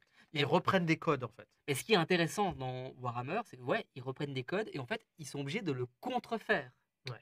Parce que, comme la matière de Bretagne, maintenant dans la représentation moderne, à tort, hein, mais on la voit de manière très opaque et pas trop plastique, la matière de Bretagne, ben, si tu prends littéralement le roi Arthur pour le mettre dans l'univers de Warhammer, ça va crisper. Ouais. On dit non, c'est pas le même univers. Il y a un Ouais. problème. C'est comme quand tu joues avec des Playmobil avec des Lego, ça marche pas. Donc, C'est interdit, faut pas le ne faire. faites pas ça. Non, non, mais et ça te fait vraiment, ça te sort de la fiction. Moi, j'aurais un milliard de questions, mais ça va dépasser, surtout que ça dépasse l'émission rétro-rollisme là. Mais c'est est-ce que Monty Python, Sacré Graal, c'est de la matière de Bretagne? Est-ce que Camelot, c'est de la matière de Bretagne? Je vais pas poser ces questions-là, même si je me les pose intérieurement, on en discutera hors antenne. Mais revenons un peu sur le jeu de rôle et sur les règles, en fait, parce que là, on a parlé Oui, les énormément des règles. passions. Des passions, des choses comme ça, mais il y a aussi un truc sur lequel j'adorerais revenir, moi qui me passionne. Alors, faut savoir aussi qu'il y a une espèce de friction là, à ce niveau-là, géographiquement environ, entre quelqu'un qui est assez simulationniste et quelqu'un qui est assez narrativiste. Et moi, ce que j'adore, c'est ce supplément, Noblesse oblige. Je déteste ce supplément. C'est un ange et un démon. On est les deux posés sur vos épaules et achète-le, il est Oh génial. non, il est nul. Noblesse oblige, c'est un des suppléments nombreux dans les corpus de jeux de rôle qui prétend simuler la gestion d'un domaine. Et je trouve ça hyper intéressant. Je trouve ça hyper intéressant. Le fait de se dire, OK, on est un chevalier, pendant la phase hivernale, il y a des choses à gérer. On a une feuille d'intendant, une feuille de châtelain. On compte des pièces d'or pendant la phase hivernale et on achète, comme dans Warcraft, on achète un baraquement pour s'acheter des soldats, augmenter les coûts d'équipement de siège. Regardez, il y a même des tables d'équipement avec des prix qui varient en fonction des époques. On peut acheter une petite chapelle. Entre 500, vous serez heureux de savoir qu'entre 540 et 554, il y a une livre par point jusqu'à la peste de 550. Puis après, plus 50% sur tous les prix. Non, mais c'est génial. On peut acheter une petite chapelle. Sachez que ça vaut 8 livres contre une belle église qui vaut 500 livres. Donc, je conseille quand même la petite chapelle qui est plus efficace en termes de rendement. C'est Non, la mécanique de jeu. non, mais c'est absurde. En fait, moi, c'est ça que j'adore aussi, c'est que ça va dans l'absurde. Là, on est dans un jeu des années 90 complet, c'est-à-dire qu'il y a des tables complètement absurdes. Est-ce qu'on a vraiment besoin de connaître la différence de prix entre une petite chapelle et une chapelle vraie? Non, non, c'est complètement fou. Mais ça a été pensé. Moi, je salue l'effort. Ça a été pensé. Voilà, là aussi, on a, selon les époques, différentes personnalités qui peuvent venir à une joute selon la période d'anarchie, d'unification, de consolidation, d'apogée de la mythologie arthurienne selon Mallory. Donc entre 495 et 555, et ben, il y a différents personnages qui peuvent s'inviter à votre tournoi si vous l'organisez. Donc tu as des tables avec lesquelles tu jettes. Ah bah tiens, il y a le roi Pélinor, il y a Arthur Pendragon, il y a Mordred qui vient nous péter la gueule en direct dans notre domaine et qui vont rapporter des points de gloire à votre domaine. Donc voilà, noblesse oblige. Alors, comme d'habitude, moi je trouve que les jeux qui prétendent gérer Un domaine, bah, c'est souvent, un tableau Excel déguisé, donc c'est dégueulasse à Mais jouer. on adore ça. Mais moi j'adore ça, mais moi je suis un masochiste du tableau Excel, mais mine de rien, c'est pas très bien foutu parce que souvent c'est des tables et des tables et des tables et en fait, où est passé le fun? J'ai envie de dire Greg. Il s'est enfui avec le reste de la matière de Du Bretagne. côté des narrativistes, le fait. Non, Heu, mais ah, pardon, tu veux montrer je l'écran? voulais montrer l'écran après, mais de fais le commentaire pendant que je déploie l'écran parce Ouais. que j'ai rien de spécial En à dire, fait, mis à part qu'il est beau. lors de vos parties de Pendragon, présentes et futures, euh, en fait, C'est beau. demandez-vous si, lorsque vous avez un doute sur ce que vous êtes en train de faire, dans le sens, est-ce que si c'est cohérent avec l'univers, est-ce que vous posez la question, est-ce que c'est historique, ou est-ce que vous posez la question, est-ce que c'est fidèle à la matière de Bretagne? Parce qu'en fait, suivant la question que vous posez, vous voyez si votre intérêt il est plus pour essayer de revivre un côté historique d'un Moyen Âge qui finalement n'a jamais vraiment existé, euh, ou enfin ce 6e siècle un petit peu mythologisé, ou si vous êtes plus à être fidèle par rapport aux écrits de la matière de Bretagne. Toi, tu Et conseillerais pour avoir parce que le but, c'est d'avoir du plaisir en jouant, en fait. On n'est pas ici pour alors, on a fait bah, beaucoup de on n'est pas là théories. pour dire aux gens comment. On a fait beaucoup de théories, mais en fait, le but de l'émission aussi, c'est comment mieux jouer. Et le conseil que tu donnerais, Greg, alors aux joueurs qui veulent se lancer dans Pendragon, c'est de définir en contrat social avant la partie, est-ce qu'on joue historique, est-ce qu'on joue Ouais. fantastique ou fantasy finalement? Est-ce qu'on joue avec un surnaturel, avec du merveilleux qui est en courte partie Bah, en fait, déjà. c'est. Et je crois que bon, Pendragon le fait bien, mais c'est en fait simplement, et vous allez pouvoir cocher sur le bingo le mot, mais c'est définir clairement la diégèse dans laquelle vous êtes. Parce que, quelque part, cette diégèse, et là je prends un risque en le disant, donc ce cadre du récit, le fait que ça se passe au 6e siècle, c'est pas ça qui fait la matière de Bretagne. D'ailleurs, Night, qui se passe dans une sorte de futur lointain, Ouais, ouais, je sais pas si euh, c'est lointain, mais c'est un futur apocalyptique. Ouais. bah, ça peut être clairement de la matière de Bretagne. Il n'y a pas besoin que ça se passe au 6e siècle pour reprendre tout le côté ambiance ou genre littéraire de la matière de Bretagne. Ça pourrait être très intéressant de s'amuser à reprendre les règles de Pendragon telles quelles et faire jouer ça dans un univers de fantasy ou dans un univers même contemporain. Et de voir finalement comment est-ce que le système seul enfin, système donc qui se base sur la matière de Bretagne, réussit à faire parler l'histoire qu'on va raconter à travers ça. Donc, euh, donc ouais, et je pense que, et là je vais oser un conseil et puis m'attirer les foudres de tout le monde, mais euh, quelqu'un qui est en train de jouer à Pendragon et qui est en mode quoi, il y a la compétence arbalète, mais au 6e siècle il n'y avait pas d'arbalète, c'est quoi? En fait, il joue un mauvais. Enfin, il n'est pas dans le bon rapport avec son dispositif. C'est Parce que anachronique de toute façon. C'est oui, ça en parce fait. que si on commence à avoir ce genre de discussion-là, bah, en fait, on rentre dans une sorte de cercle vicieux, puis on va pas s'en sortir parce que il y a plein de trucs qui sont anachroniques. Et c'est pas grave du tout. Parce Parce que que c'est justement ce mélange du 6e siècle vu par des personnes du 12e siècle qui assument complètement d'y transposer leur univers. ce que j'aime, c'est, tu vois, je suis désolé de revenir encore une fois à Camelot, mais Alexandre Astier, il a placé des Skaven dans son univers. Clairement. Il dit le mot Skaven Mais on ne les dans la voit série. pas, donc il a été prudent. Oui, oui, bon, après, je pense que c'est une histoire de budget aussi, mais en tout cas, Non, non, à part il n'y a ça, pas, y a pas d'emmerdement. Il a intégré, il a ramené dans sa propre matière de Bretagne des trucs de Warhammer, parce qu'il jouait à Warhammer au ouais, bien départ. sûr. J'aime bien ta façon de voir les choses et le conseil que tu donnes. Est-ce que tu voudrais avoir le mot de la fin, Greg, sur ce jeu, sur la matière de Bretagne, sur ce jeu de rôle, comment il s'inscrit, comment il jouait, Mot de la fin. Après mon mot, il n'y a plus de matière de Bretagne, c'est fini. Tu me donnes une lourde charge. Moi, j'ai envie de vous dire, éclatez-vous le mieux possible. Tant que c'est OK avec tout le monde autour de la table, vous pouvez bien faire ce que vous voulez. Euh, et Et sur le puis, système de jeu lui-même, parce qu'on est censé parler de ça à ah la oui, il base faut dans cette parler émission. du système de jeu. Bah, Ah, comment le système s'englue euh, ben, je trouve que c'est un bon système dans ces jeux de rôle, justement, qui veulent un petit peu contraindre le joueur à faire telle ou telle chose. Je suis pas, enfin, en tant que narrativiste, je suis pas un très grand fan des trucs à croire ou des trucs comme ça.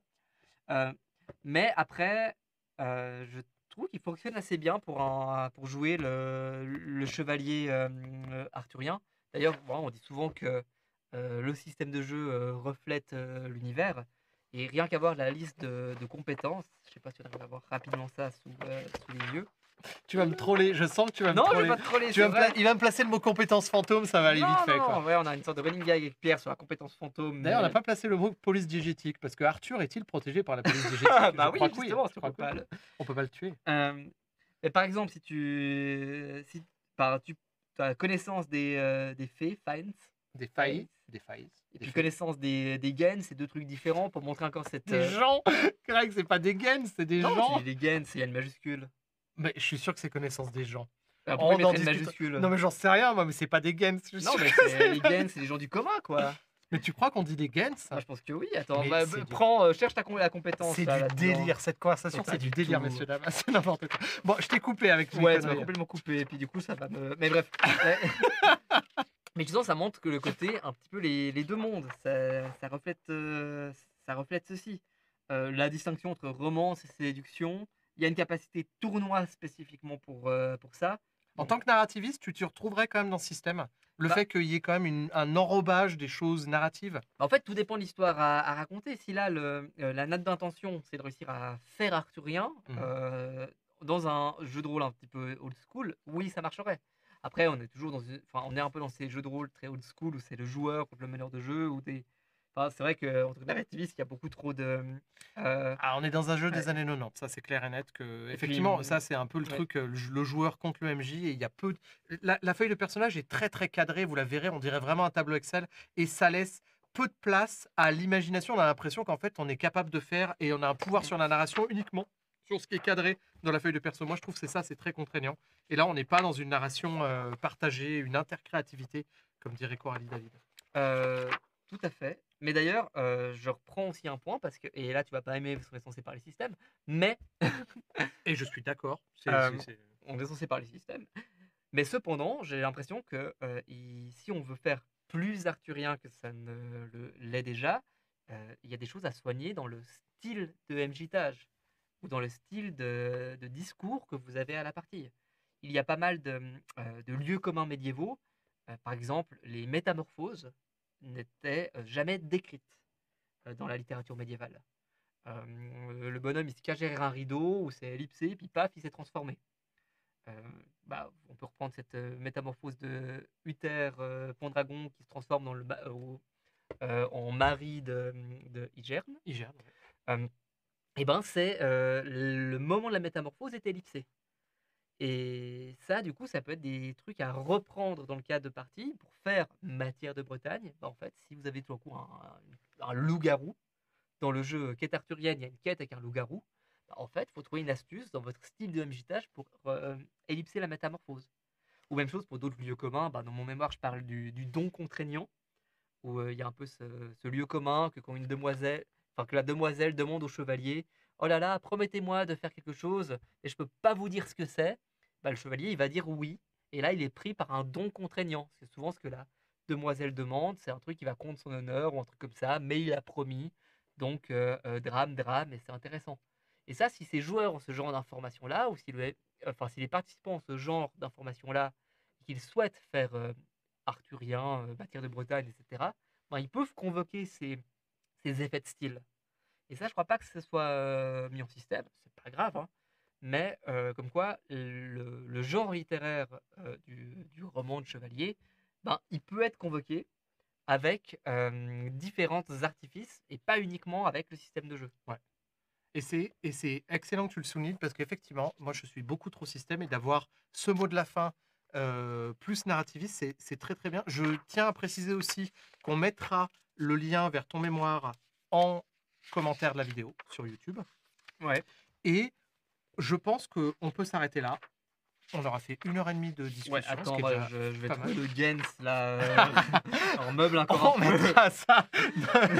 Ah, tu veux qu'on le fasse en direct? Ah, attends, au pire, tu couperas Au au pire, montage. on ellipsera. Euh, Et n'hésitez pas, donc on a fait peu de pub, vous êtes 13 viewers. Si vous avez des questions pendant qu'on est encore en live, n'hésitez pas. On est là pour répondre avec plaisir avant de couper, définitivement. Alors, il y a connaissance des fesses. Ouais, des fesses. Non mais, il est, Connaissance il est en train de me troller le mec. Connaissance des fesses et connaissance des gains. Non mais le mec, c'est il est les où? fées et Regarde, les gens. Il n'y a pas le gens là. Mais non, mais c'est du latin. Mais ça veut dire quoi les gains? Mais je sais pas, les gens. Mais oui, c'est les gens. Pourquoi mettrais une majuscule? Ça n'a aucun Mais j'en sens. sais rien moi. Ta. C'est n'importe quoi. Cette discussion, mesdames et messieurs, c'est n'importe quoi. En plus, il est mal fait ton livre de Pendragon là. Mais c'est le tien. Tu t'avais qu'à pas le trouver dans une décharge. Hein. Mais c'est chiant, il est pas. Non mais c'est. Je te jure, regarde, il y a connaissance des. Non mais je des fées. vois, mais simplement je crois que c'est connaissance des gens. Et puis il faut arrêter. Parce que les Gens, si c'est pas décrit, ce n'est pas une race de petits lutins farfelus qui vient. Mais non, mais c'est juste pour dire, voilà, ils auraient pu mettre connaissance des fées aussi. Ils ont mis Faès. Non, mais ça effectivement, c'est faire pour genre. faire un peu. Oui, c'est pour faire genre, c'est pour faire un peu latin. Toi, il y a un petit 2, il n'y a pas un petit truc là. Il y a pas juste Jean non plus. Il y a rien. Quoi. C'est dommage, on avait bien fini. Hein, mais ouais, mais là tu veux nous pourrir notre fin. On avait un mot de la fin et puis là voilà, Ouais. vous avez deux cons qui sont sur leur bouquin. Bon, On doit grouiller. allez, mesdames et messieurs, On mettra fin en commentaire le... je ferai un montage comme je peux avec cette fin de merde. tu vas rien monter du tout, t'auras la flemme. Ouais, Salut, Pierre du futur, là, c'est toi qui vas en avoir la flemme de faire le montage. mais c'est clair. Donc tu pourras mettre en commentaire, Pierre du futur, Greg avait raison. Non, c'est connaissance des gens. Bon tout le monde, Merci beaucoup de votre attention. C'était très plaisant. Merci à toi, Greg. bah, avec plaisir, merci à toi de C'était l'invitation. très marrant. Et puis, on a parlé beaucoup de matière de Bretagne, un peu de jeu de rôle et un peu de système, mais je pense que c'était bien. Il y avait beaucoup de choses à dire sur ce jeu. En tout cas, on vous embrasse. Merci de nous avoir suivis. Merci d'avoir suivi Rétro Rollisme ici au studio KD2. Il est encore temps de participer au financement participatif de la 6e édition de Pendragon, si vous le souhaitez, sur la plateforme Game on Tabletop. En tout cas, cette vieille version-là, moi j'y tiens. Je ne la vendrai pas. Je sais pas toi, Greg, mais moi je vais la garder. Je l'aime beaucoup. Et même si j'aime pas les règles de gestion de domaine, et ça vaut quand même le coup d'être lu et d'être Ouais, c'est exploré. vrai. Si vous trouvez ça dans une décharge, Non, mais ça se lit ou- très bien. ça se lit très bien. Dans une Ça- décharge. ça se dit très bien dans une décharge. On vous embrasse en tout cas et portez-vous bien. Bonne soirée. À très bientôt. Au revoir.